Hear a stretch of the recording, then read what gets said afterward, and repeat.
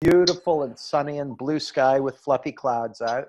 And you're in San Diego, right? Which means it's always beautiful with You blue know, the skies funny and thing fluffy is clouds. it's not that sunny. It's actually cloudy and it rained this morning, which Holy for smoke. San Diego, we actually enjoy it when it's a little bit rainy. I'll bet, right? We just don't know how to drive in this rain. It's like people freak out and it's like the most craziest thing for them. So, Hmm.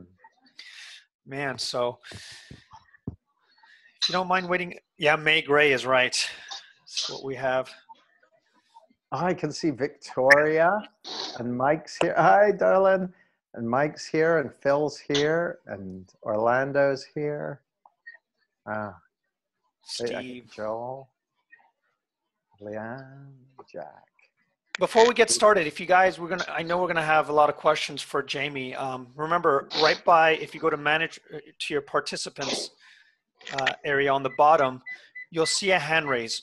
Do that, and it'll be easy for me to get you because I don't see everybody on my screen as people are popping in, and we can get started.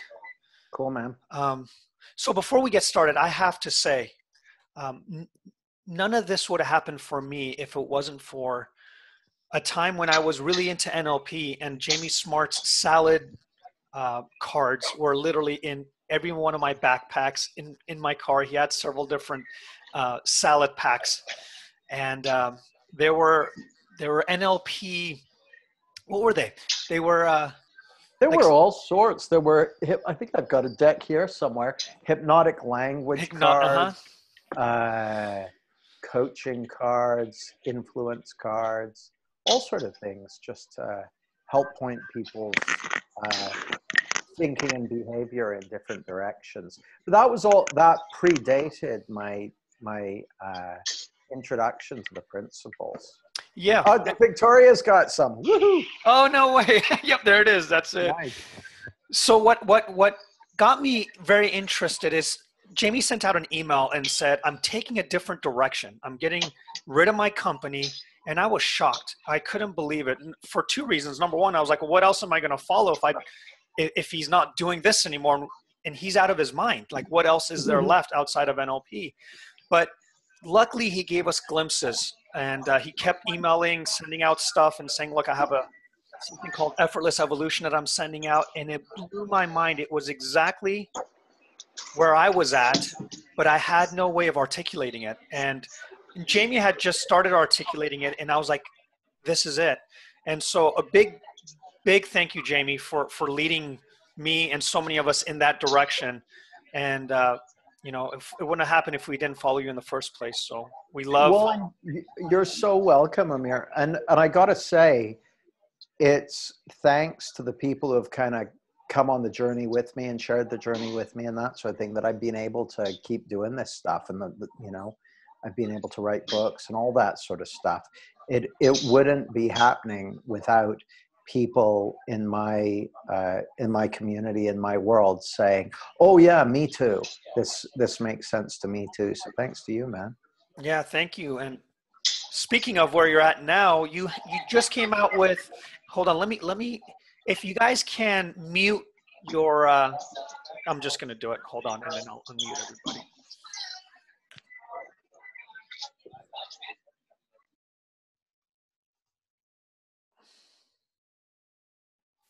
All right, Jamie. All right. There we go. Much better. You just came out with Little Book of Results.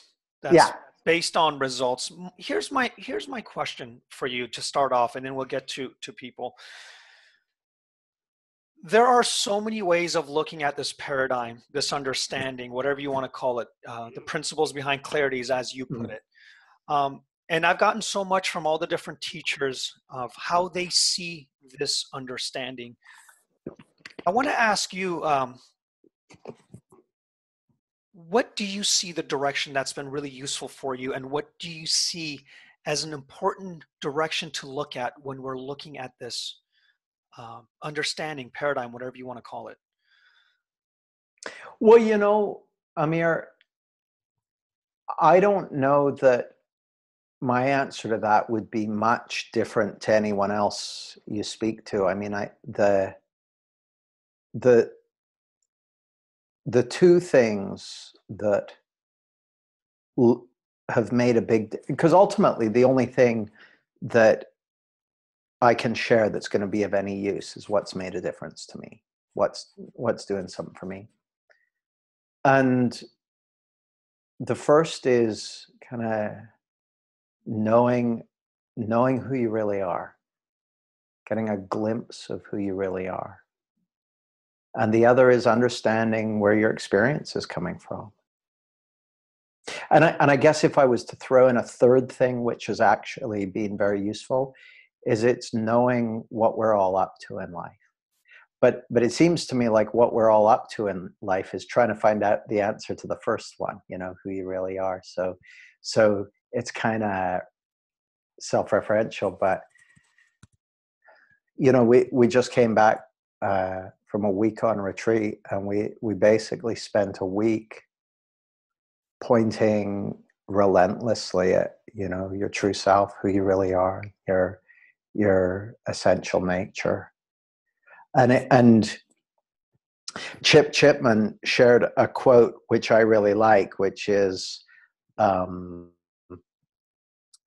it's that Teilhard de Chardin quote, where we're not human beings having a spiritual experience, we're spiritual beings having a human experience. So Chip was saying that, and I listened to that, and I said, yeah, as far as I see it, we're not human beings having a spiritual experience. We're one spiritual being having 7 billion human experiences. And so that's what that first piece, who we really are, is we're all that one spiritual being having, a multiplicity of human experiences. And then so I found that to be something really, that seeing that for myself, that made a difference to me. It's like, boom, that was a game changer, because what I realized when I saw that was that I wasn't who I thought I was. So that was good to know. And then understanding how our experiences create, that looks really useful to me too. Like that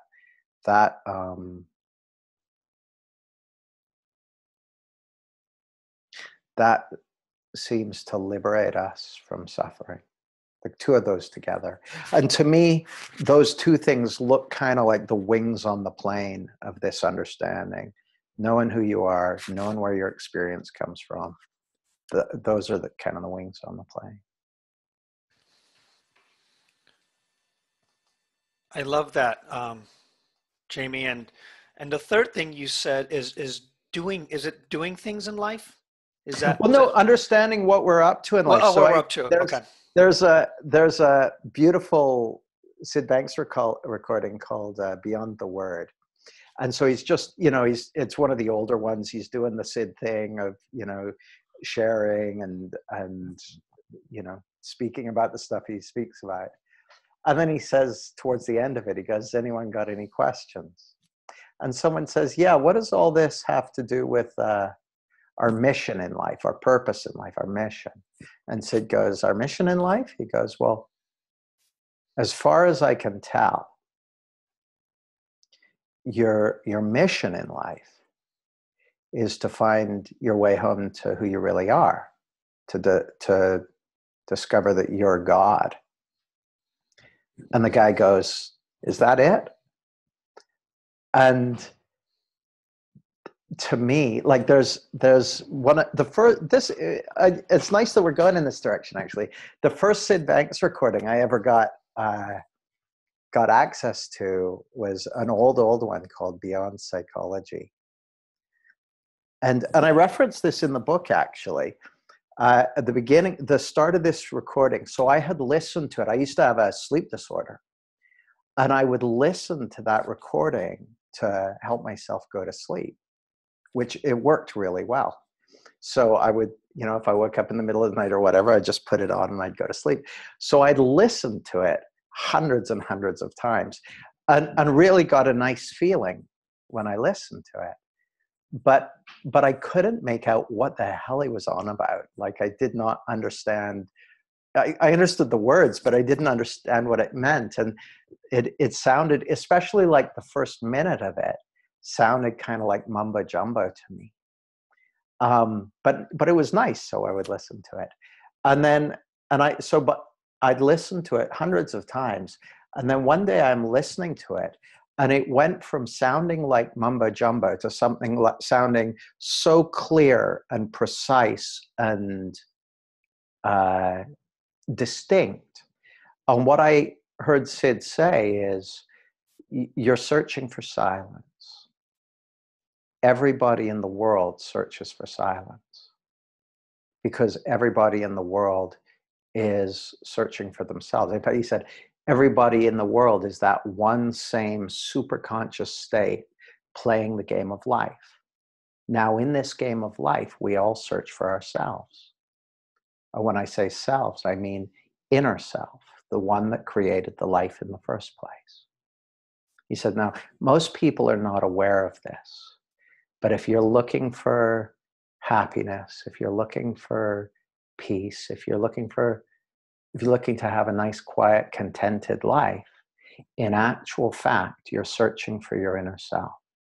But what I heard, Amir, is all the things everyone's searching for, whether it's a pay rise or six-pack abs or a new partner or success, worldly success, or whatever they think they're searching for, in actual fact, we're all just searching for our inner selves.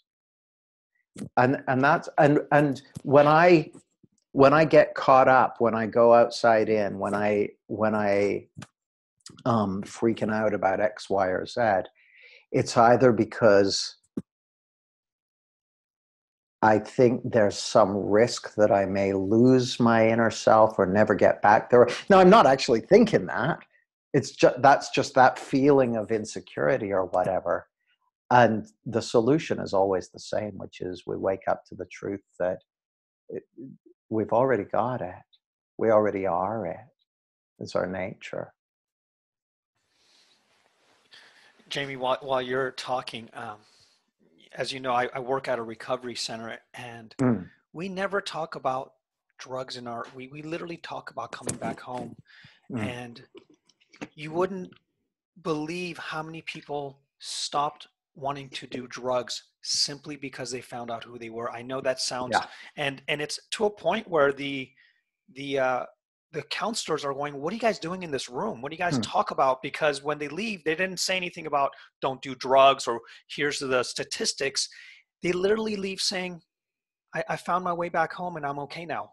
And it almost sounds nonsensical, but there's so much truth into what you just said. And I just wanted to reiterate that is the magic piece. That is the piece that is worth talking about. So thank you for that. And if you guys want to raise your hand, please raise your hand. Feel free to ask Jamie any questions you'd like. I do want to start off while people are kind of gathering their thoughts. So is your book Results? I'm playing as if I haven't read Results, but little book of results and results. For people that may have not read that, if you haven't, you're absolutely crazy. But if you haven't, is that about going out in the world and conquering the world and getting that $100,000 job, or what's behind the premise? Well, it could be, Amir. To me, the whole nature of it is it's about creating the results that matter to you. So the book's written in 3 parts. The first part is all what I would call grounding. And it's saying, okay, because when it comes to creating results in the material world, the things that all too often get in people's way aren't the things of the world. It's not like there's a shortage of building materials. It's procrastination, insecurity, all the things that people struggle with. So the first part of the book is all about that. And the point I make is that just by reading the first part of the book, you may well find that you start to experience results in areas such as greater well-being, peace of mind, sense of purpose and direction, all the kind of things which I'm guessing a lot of the people here today have already started experiencing just through getting an understanding of the principles. So the first part of it's about that. Then the second part of it's about other people. It's about relationships, it's about connection, and it's about impact. And then the third part's about kind of what we might call more commercial stuff, and how does this understanding play out in everything from creativity and innovation to sales and marketing to organizations, et cetera, et cetera. So your question was, so is it about the results of going out in the world and getting $100,000 job or this, that, or the other? It might be. Like, I've got no view on what's a good, what people should be up to in the world. There's nothing more, to me anyway, there's nothing more spiritual about founding a church or doing your garden than there is about starting a car company or putting a rocket on the moon. But there's nothing less spiritual about any of those either. Like, I think the most meaningful thing any of us can do is the stuff that's on our path, that's for us, whatever that might be. And so a big part of the book is about helping people get clear on what makes sense to them. But also, like, a lot of times I'll find that people think they need to, for instance, get the 100,000 job in order to be okay or happy or whatever. And it's like, no, that's not how it works. Then they find, oh, well, actually, I can be happy doing this that pays half as much, or I can be happy doing this that pays 5 times as much. It's like, it's the more you realize where your security, well-being, okayness, etc., is coming from, the easier it is to do whatever makes sense to you. So in a nutshell, that's what the book's about. Brilliant. Thank you. I can sit and ask a million questions, so I'm going to see if anyone wants to jump in.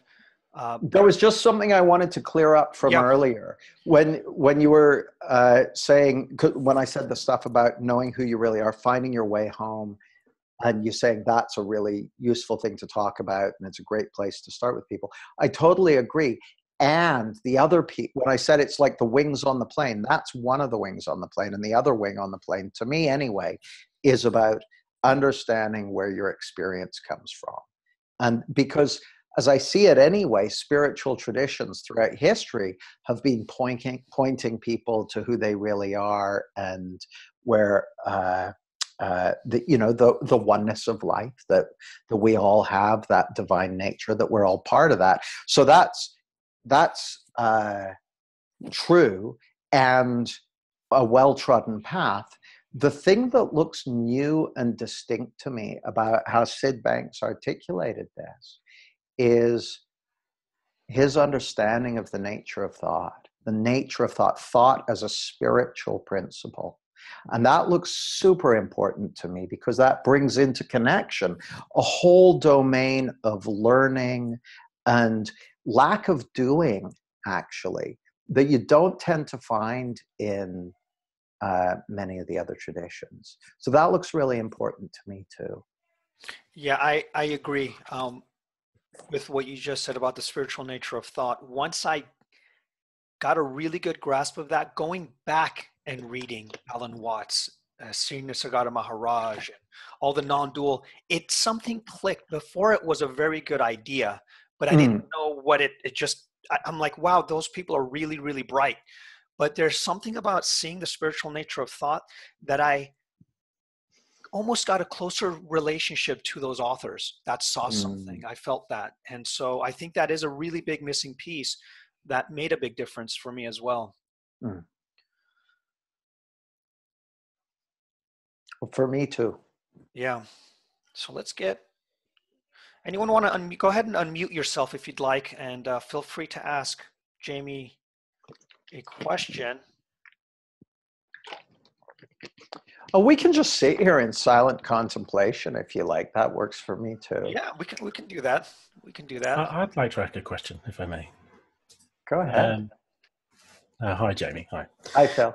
So this is really a question around coaching because, whilst I haven't, I mean, I've consumed a lot of your stuff, so thank you for that. But I probably haven't paid you much money. That's okay. It sounds like you've paid me a lot of attention, Phil. So yeah, I've that'll do certainly done for me. that. And through the work that I do, I don't work directly with many coaches, but through my podcast, I talk to a lot of coaches, and I've done lots of other training. So I do mix with a number, quite a few other coaches. So it's particularly around the aspects of your business. I know you do lots of other stuff, but the aspects of your business in helping coaches build, well, whatever would be a successful practice for them.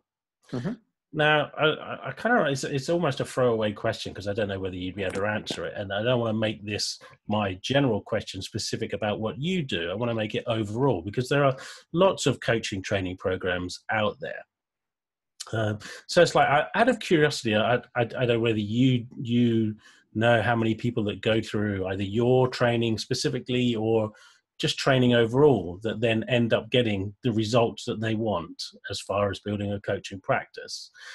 But the actual general question is, aside from whatever those numbers might be, why do you think it is then that, coaches, aspiring coaches, can invest significant amounts of time, effort, and money through various training programs, not just yours, but that there are a lot out there, and yet still not get the results that they want? Is it all still just coming back to by the results do you mean having a thriving practice, lots of clients quit their job, those kind of results? Yeah. I mean, I can make some musings about that. I wonder, like, what's missing when I talk to people that haven't, and I have no idea what the numbers are, right? But when I talk to people that haven't, that have gone through various, and I did it for a while, and I can't really tell you, there wasn't like a single thing that clicked for me that helped things move, apart from, I guess I would say, I just started to take more and more action. There's definitely a relationship between taking action and getting results for sure. But I wonder just overall whether you could put your finger on or really what your views are around it. I think there are a bunch of things, Phil. I think if we start at the beginning, one of the things I just mentioned to Amr is a lot of times people will have some result. Like, I'll give you an example. I was working with a group this was back in my NLP days, actually. I was working with a group, and I would go around the group asking, what do you want? What's the result you want to create? Because, people would have a project they'd work on or some change they wanted to make. And I got to one group member and he said, well, I'd like to earn 2.1 million pounds. And I said, oh, that's very specific. What do you want to spend it on? And he said, oh, nothing. So I was like, oh, well, what do you want it for? He said, well, I've calculated that 2.1 million pounds is the amount of money I'd need to have in the bank before I can feel secure. I was like, okay, now here's the thing.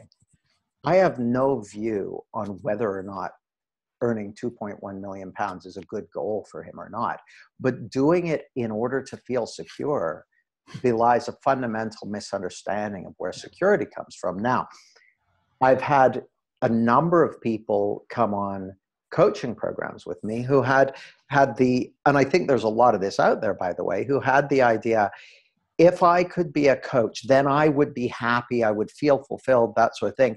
But until I become a coach, I can't. Well, that right there creates what I'd call a toxic goal dynamic that makes things a little more difficult. So that's one of the flavors of it. Another flavor is, I think it's easy for people to think that becoming a coach, which is effectively means starting a business and growing that business. And not only is it a business, but it's a business based on you delivering value to other people and them being willing to pay you for it. Now, we know that hundreds of thousands of people start businesses every year, and relatively few of those businesses actually succeed. Why? Because it's not straightforward. And the way a lot of coaching programs are sold. It's like, look, the average coach makes £100 an hour. How many hours would you need to sell before you would be making what you're making at your 40,000 a year job? It's like, so that's how it gets pitched. And it's not taken into account the fact that there's a whole bunch of new stuff that you need to do, but also new stuff you need to learn. And I guess the third thing that I'd say is most people, and probably most of us on this call, have been educated and kind of conditioned for a world of having a job. Like, so there's one of my friends is a guy called Sam Jarman. You may know Sam. He's wrote a book called The Three Principles of Golf. And Sam and I I'd worked with Sam to help him move from a model where he was kind of charging £40 an hour for coaching lessons to doing more of a package model with him. And so I was interviewing him about it. And he said, golf's very different from other games. And I said, how so? And he said, if you're playing football or even tennis or something like that, the whistle goes and the game's in play and there's other people there and it's back and forth. He said, with golf, it's just you and the ball.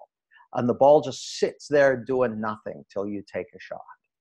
I said, that's the perfect metaphor for starting a coaching practice. People have been educated for a world that's more like playing football or soccer or baseball or something like that. They haven't been educated to take total ownership of their venture. And so they're going from being the right defender in a football match to being a golfer. And it's a completely different set of emotional engagements that you've got there. I think that's a big one. I think a lot of times people think, oh yeah, I'll do this. It'll take 4 months and then I'll be flying. And they don't realize there's a lot to it. Yeah. So I don't think it's necessary. I don't think there's a great deal more than that to it. I think it's, I think people get the idea that it's going to be really, really easy. Basically coaching, it's sitting around having a coffee and a chat with people and having, big checks rolling in and out of your bank account. But I don't think people are necessarily, I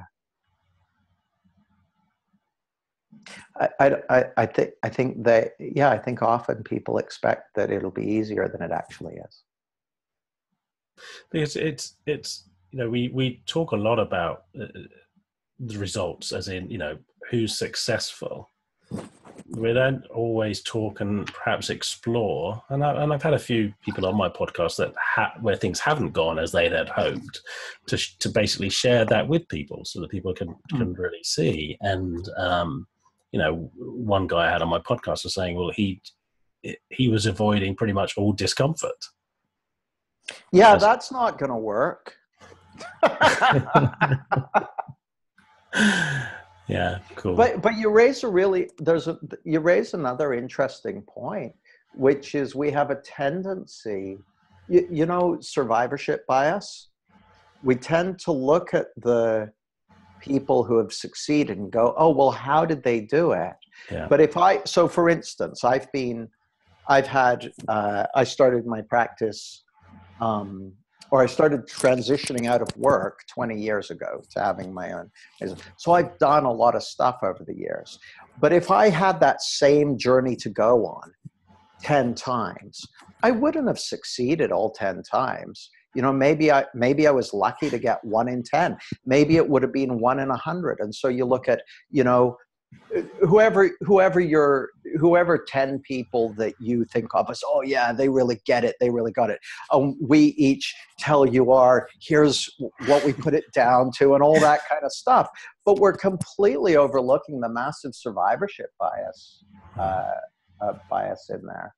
So, and of course, yeah, and all that, you just reminded me really of all those other.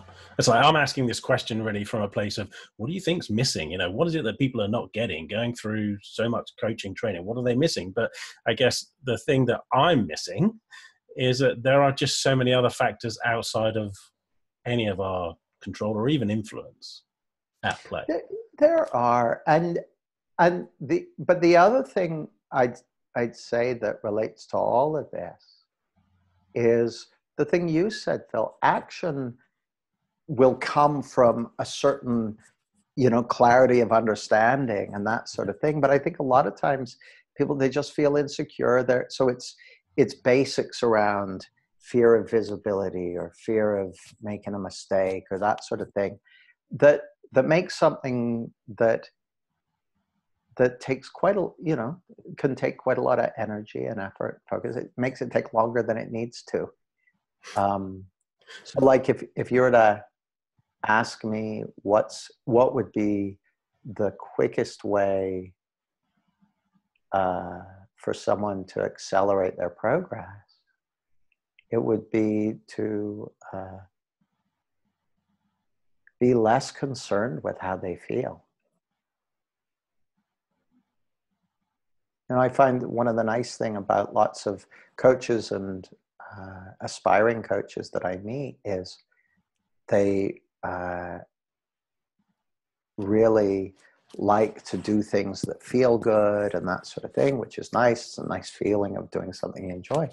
But it's really valuable to be able to do stuff even when you don't feel like it. Yeah, sure.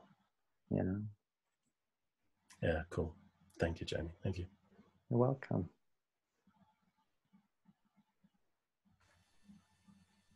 We have a question. I'll get to Fiona. Her hand is raised, but we have Kamini asked, as Jamie was making his transition from NLP, what was happening? So what got you to see something different? I think that's what she's pointing to. You mean what got my attention? Well, right. That was easy. I was not, so I loved teaching NLP. I really enjoyed it, but I wasn't that happy. And my whole idea had been, like, I was one of the guys I was just talking to Phil about, where I was like, if I could just have my own practice teaching NLP and doing this work with people, I would be so happy. I would be so lit up, enjoying every day. And I wasn't. And I was like, well, what's wrong with this? And I was like, I read the 4-Hour Work Week. I thought I must need to have more adventures. That's it. So I got my business running on autopilot, and I went off to Whistler to have a ski holiday and an adventure. And I was miserable. And I was like, oh my God, it's not out there. Because if what I was looking for was out there, I would be happy and fulfilled and enjoying life. So I was kind of like, okay, well, back to the drawing board then. And so I was friends with Michael Neal, and I said, hey, can you coach me? And so I started working with Michael. And then I realized Michael had started doing these 3 principal things, which I had already investigated and discarded years before as being a load of nonsense. And so I was like, oh no, I'm going to have to go and explore this again. And I did. And I just, I had some insights. And my first insight was that everything I'd been looking for, I say my first insight, this is still the insight, that everything you've been looking for outside yourself is already there on the inside. You already have everything you've been looking for.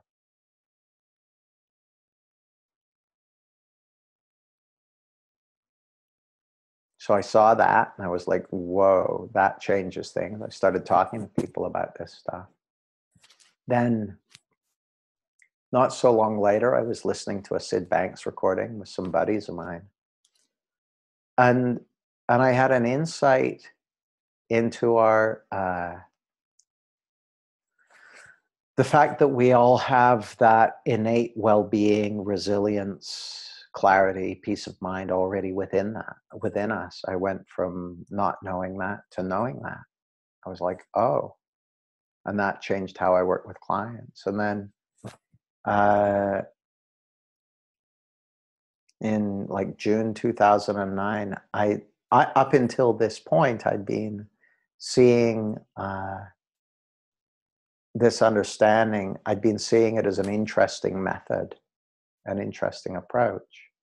And all of a sudden I was like, oh, this is principles. This is like the discovery of, you know, universal gravitation was to physics. This is like what, you know, the discovery of the solar centric universe was to astronomy. This is a total game changer for psychology. And literally that day I called up Nikki and I said, Nikki, we're getting out of the NLP business. And that was that. There's principles. So yeah, it was a total game changer.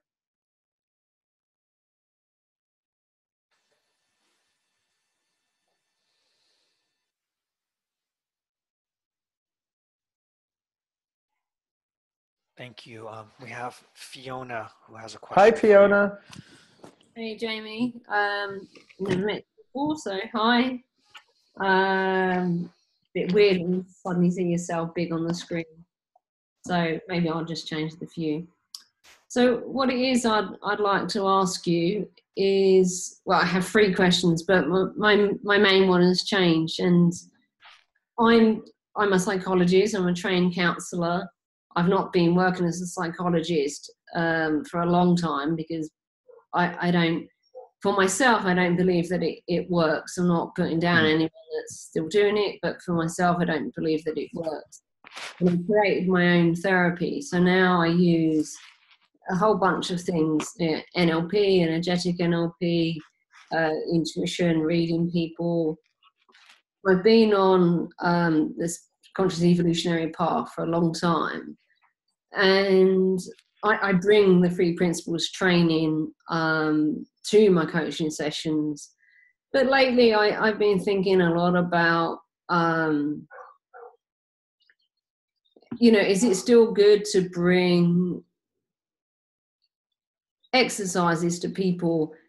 And, you know, my own thoughts at the moment, and obviously I'd love your thoughts, and this is the question, is I kind of feel that if somebody, I call it at neutral, if somebody's not at neutral because they're really stressed or they're in survival mechanism, like you mentioned, or, you know, they can't always hear something. So I'm still using exercises, energy reading, insights that I have around them to bring them to a place where they can then gain their own insights. So, you know, what do you think about that? Well, I'll answer with what makes sense to me, Fiona, and then you can tell me what you think about that. So first of all, when I'm working with clients, I don't really have any rules or injunctions for myself about what I can or can't do or say. Because I don't really want to be thinking about, am I allowed to do this? Should I be, all that sort of stuff. I mean, obviously, taste and decency have have some sway over that. But so, you know, obviously everything I do is I'm going to be guided by the well-being of my client.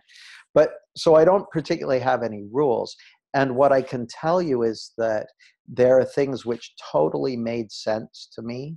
Like I remember back when I first got involved in this understanding, I was going, yeah, but if I had a client who had a phobia, I would still do a phobia cure with them. And it hasn't made sense to me to do a phobia cure with anyone in years. Like it just didn't occur to me to. Now, the clients, I often work with people who have a lot on their mind. But I haven't found that a client having a lot on their mind is a barrier to them hearing something. I found that me having a lot of on my mind is a barrier to me having an impact on my client. But them having a lot on their mind, it doesn't seem to be an issue. Because I'm not trying to communicate with their intellect. I'm trying to find my way into a kind of what we might call a soul-to-soul connection or a heart-to-heart connection. And then kind of speak from my heart to theirs, from my consciousness to their consciousness. And the funny thing is, Fiona, oftentimes when that's happening, I'll find that my client's head, if you like, is still chattering away 90 to the dozen. But I can feel that connection has emerged. And so it's almost like there's a deeper level of communication taking place at the same time. And to me, that's that, because the thing that's going to make a difference to a client is something they're going to realize for themselves. You know, that's the only thing that's ever going to make a difference to them. It's going to be what they see for themselves. And I don't, speaking as a coach, I don't really have a good way of saying this, but so the way I'm going to say it isn't right, but I'm going to have a crack at it anyway. It looks to me like my job when I'm coaching someone, or when I'm working with a group for that matter, is to help create the conditions that make it as easy as possible for them to have an insight. Yeah. But that's not quite right either. That's a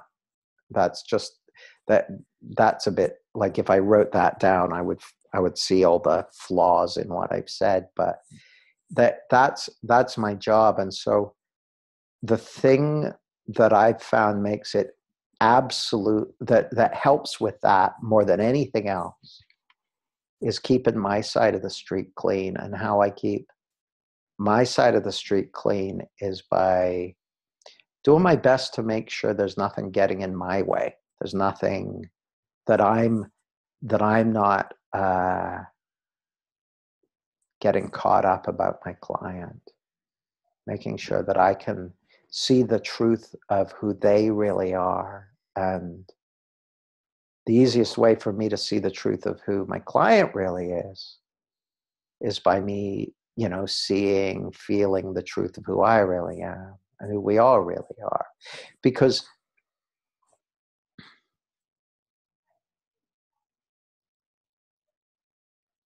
there's no amount of thinking in the world that's too busy, too sped up, too thick for an insight to cut through. So I don't really, this will sound odd, Fiona, but I put relatively little attention on trying to get my client receptive. Like, I'll try and meet them where they are, but I'm sound weird. I'm the thing I'm paying most attention to is what's the feeling, what's the connection like between us, because it looks to me like that feeling of connection is the delivery system for their insights and realizations. That's what makes it easier. I don't know if that answers your question at all, but that's what makes sense to me. Yeah, it speaks to a lot of what I've already sort of come to in myself. Like, yeah, I agree totally that the connection is what's most important, and seeing them as an already whole being, and but being in that space with them. You keep changing your position on the screen. Being in that space with them where, yeah, like you say, I think what you said was great actually, and it's also what I think I've got written somewhere on my website, that I want to provide the space where somebody can access their own insight, because that's what really motivates them to do what they need to do when they understand it inside of them, and then they bring it forward in their life. So I think that's great. And also I agree with that, yeah, there's no point in having a rigid structure, because everybody's different. And if it occurs to me to use something, then what I hear you saying is, that is okay. because if it's arisen in the moment, then it's arisen for a reason. And you know, so far it's all working, it's all good. And when I was thinking about this question myself on Friday morning, I just realised how much pressure I was putting on myself to find an answer, and that really just wasn't working out well. Sure. You know, that was just a whole bunch of thoughts that wasn't really going anywhere. So yeah, I think I'm just gonna roll with it and see what it's like. That makes sense to me, Fiona. And let me throw something else in.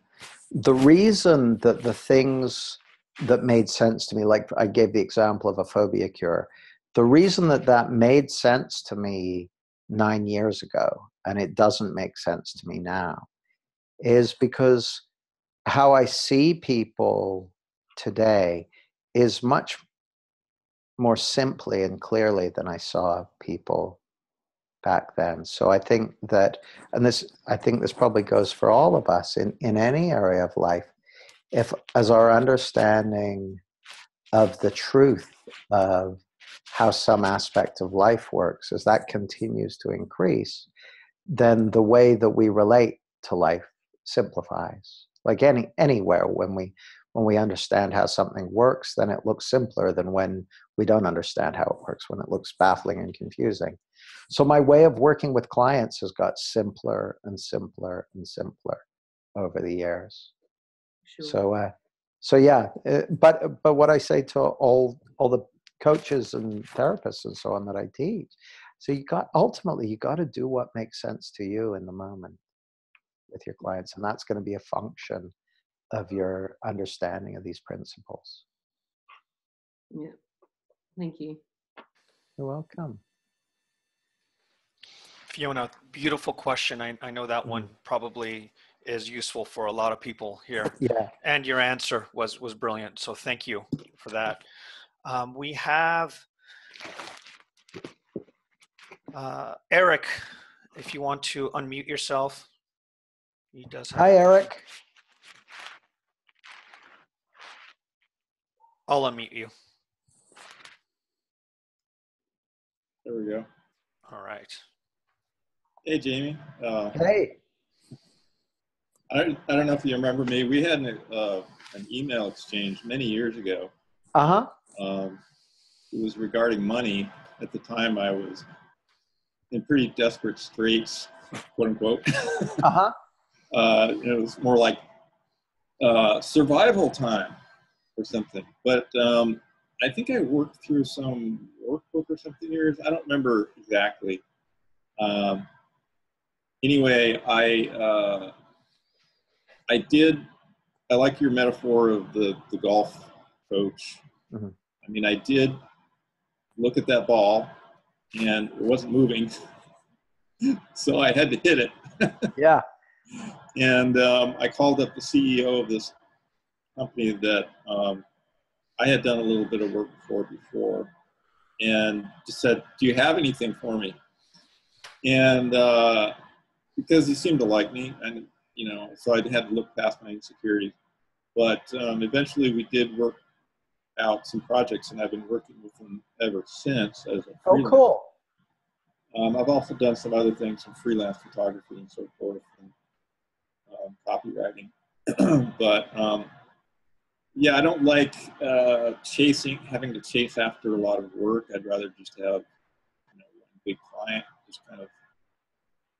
It's just how I am. Some people like doing sales and marketing. I don't. Well, Eric, that's most people. Most people, I bet most people on this call have one big client. It's their job.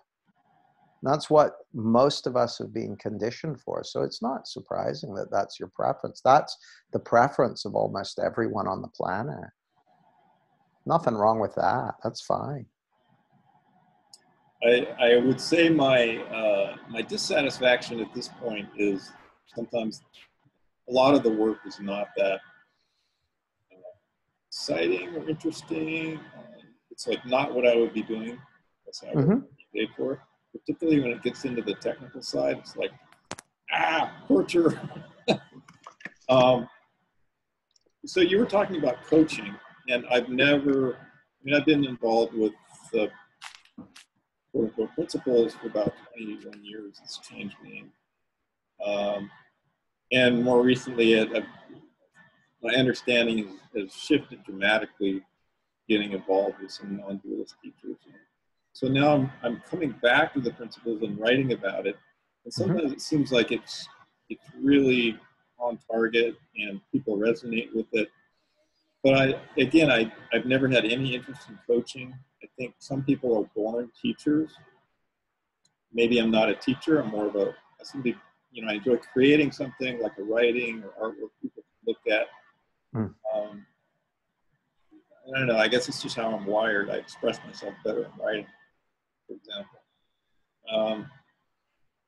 So, I don't know if that is the basis for some kind of living other than in fantasy, but that is one of my dreams, to create a fantastic book, about the principles that people really resonate, that's really deep or something. I can't remember where I was going with this. Did you have a question at all, Eric? The question, I guess, is, so I see, recently I wrote an article where it seems to me that to find your happiest work, there has to be an intersection of love, skills, and market. If you have just two of those, it's not going to work. So, for example... Well, it makes sense. That makes sense to me. Sure. Yeah. So I guess it would be... sometimes you just don't know if there's a market, though. I guess you just have to take a risk. Let's say, I love writing, I have some skill, but I don't really know if there's the market until I do it. Yeah, me neither. I'm not the guy to speak to about how to make a living as a writer. My books get published and tens of thousands of people buy them, but the book itself doesn't generate significant income. So, or a generator of clients. The book generates significant income for a publishing company. But I don't own the publishing company. So I get an author royalty of, 50 pence or 60 pence for every copy sold, but it's relatively modest. So I can't really tell you anything about making a living as a writer, but what I can tell you is that when you're doing stuff that you really enjoy, stuff that you're enthusiastic about, that seems to have its own intelligence. There's human beings, we seem to like experiencing the fruits of someone's labors who's enjoying what they're doing, especially if they're good at it. And that seems to have its own intelligence in my experience. There's, if you're enjoying writing and you're continuing to improve at it. I was writing articles for 10 years before I ever wrote a book, but I was writing an article every week and enjoying doing it. And, Yeah, in a way it's really irrelevant whether it's marketable. Well, the other thing is the world is changing so rapidly. This is one of the things I go into in the little book of results. It's never been easier. Look at what we're doing right now. Amr has hosted this conference and we've got people joining from all around the world. And then over the next week or two weeks or whatever, lots of other peoples will watch it. Well, that wasn't even possible 5 years ago to do what we're doing now. And so there are ways of reaching people and growing audience and all that sort of stuff and there are new things opening up all the time. So new ways of doing that. So I think there's always going to be interest in people doing good work. Yeah, now we've got self-publish on Amazon, Kindle books. But also there are people building up huge followings on like Medium. You know, I've Yeah. got writers who I support on Patreon who basically they're saying, pay me to bring out a Medium article every couple of weeks. And their articles are really good, so they get given money. And there's YouTube, people making money off just YouTube videos. Yeah. Yeah. Yeah, it's kind of a new world. Sure is. Connecting. Yeah, thanks. I need to keep an open mind. Sometimes I'm thinking in the past about forms of connection. Well, we all do that, Eric. I mean, it's easy to fall into what we already thought because we already done it. So we've got some sitting there we can always have a look at. But the solutions and the way, that's why I say when I say enthusiasm kind of has its own intelligence. When you're doing stuff that you enjoy, that you feel inspired about, that sort of thing, that often, I find that's often the way forward. Like there's an energy with that creates Absolutely. possibilities. So. And that applies across the board, I think. Even in the spiritual pursuit, people sometimes think, oh, they should be doing this, and should I be doing this? And it's like, man, if you're not enjoying it, if this is not where your heart is, go out and play golf or something. That's your path.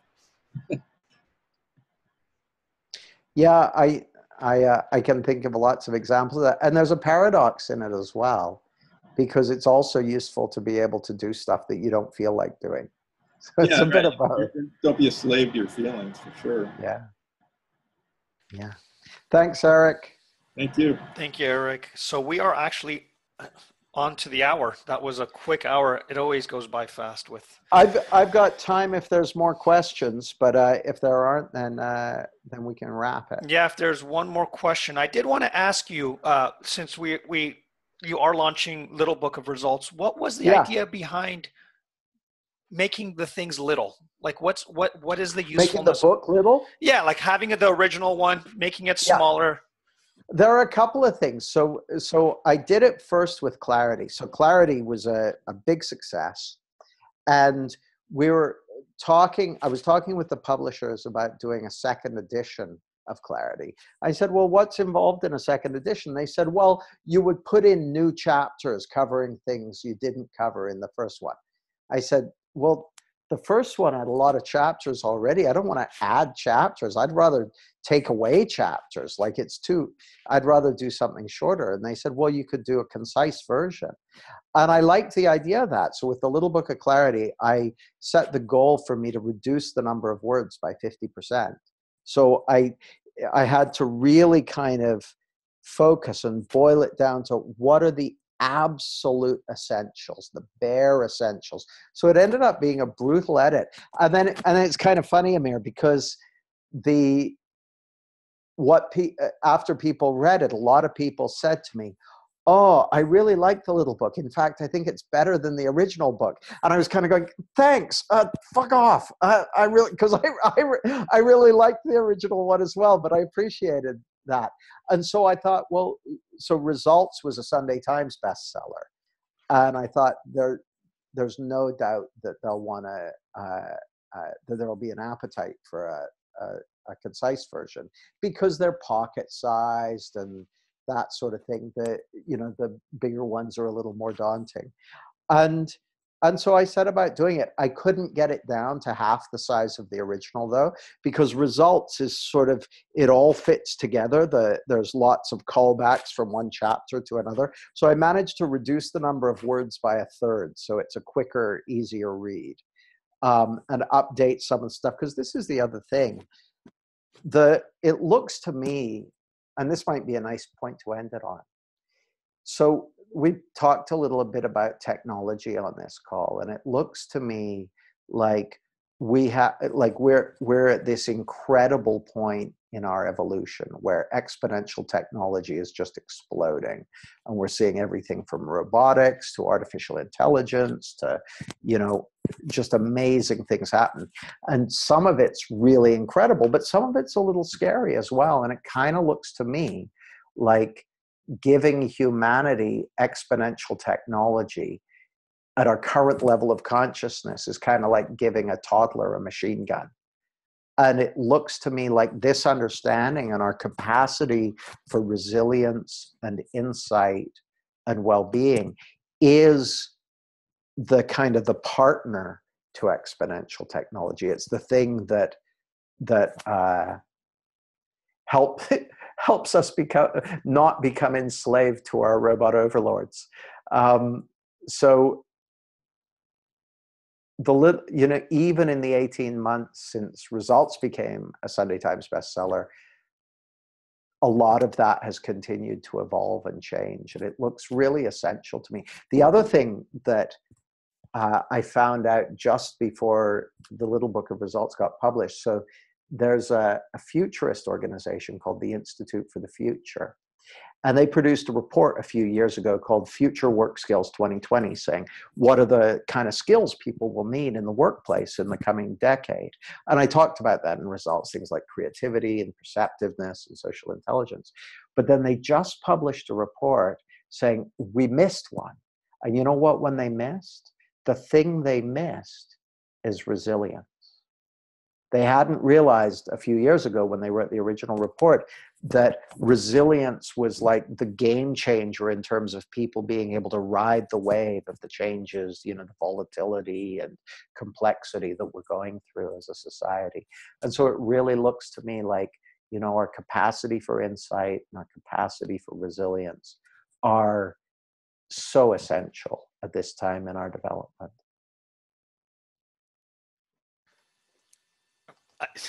That is a way to end the call. That is beautiful. And I wanted to say, I know everyone, I'm sure, knows who you are that's on the call, but if someone wants to know about your new book or about you, how do they get a hold of you? Oh, easy. So go to jamiesmart.com or hit me up on Facebook or any of the usual social channels on @jamiesmartcom. Or if you want to go get a copy of the book right now, if you go to jamiesmart.com/get results, then we've got like bonus packages. So if people, I know every time the books come out, a lot of people will buy multiple copies to give away to friends to kind of share this understanding. So I've included lots of bonuses if people want to do that. And if you just want to get one copy, I'll be doing a webinar with live coaching demos and that sort of thing coming soon. So yeah, jamiesmart.com/get results. And thanks again, Amir. Of course. And I'll post that in my group, just in case they haven't written it down. And then, Jamie, you are so great. I'm so grateful for you taking the time out and doing this. This was absolutely awesome. I'm already getting people saying this was great. Thank you. And so I'm not surprised. And I wanted to thank you from the bottom of my heart, as I'm sure everyone else on this call agrees. And I'm sure there may be questions. You're active just online. Hit me up on Facebook. Hit them up. Or post something if they post something in your Facebook group. Under this, I'll happily answer questions or anything like that. You're the best, and I know you're busy, and you always take the time for us. So thank you so much, Jamie, and thank you everyone for being on the call. And you guys have a great rest of the week. Bye, you guys. Take care, everyone. Thanks. Bye.